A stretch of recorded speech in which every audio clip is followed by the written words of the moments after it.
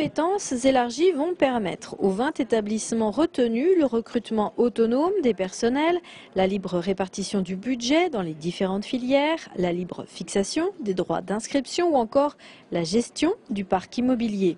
Si aucun des établissements retenus pour bénéficier de ces compétences élargies ne répondait à la base à toutes les conditions, l'Université de technologie de Troyes apparaît néanmoins roulée depuis plusieurs années sur les rails de l'autonomie. Pour Christian Lermignot, directeur de l'UTT, ce changement de fonctionnement ne sera pas une révolution.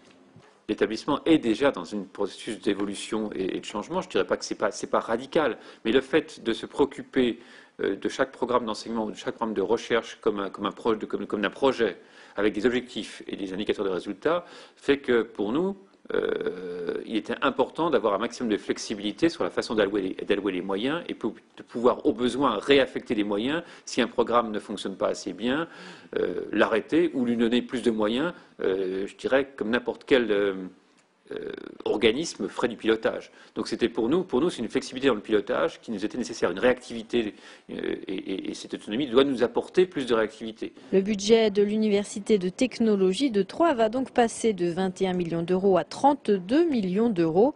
L'État, via des subventions, contribuera à hauteur de 70%.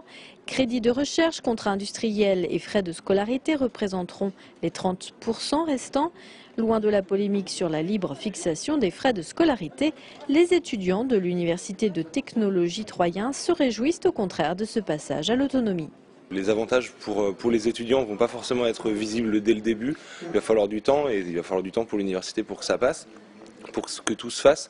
Mais c'est un pas en avant à mon avis et l'Université de technologie de Troyes était déjà une université assez modifiée par rapport à ce qu'on peut avoir l'habitude de voir dans les autres établissements et avait déjà quelques points qui facilitait, je pense, son insertion vers le nouveau modèle d'université. Au niveau des nombres d'élus étudiants sur les conseils, etc., c'est des choses qui ne vont pas beaucoup évoluer puisqu'on n'était déjà pas sur les mêmes chiffres que des universités au sens propre du terme. Pour accompagner l'autonomie de l'UTT, une fondation devrait être très prochainement créée. Une manne précieuse devrait ainsi être apportée à l'université.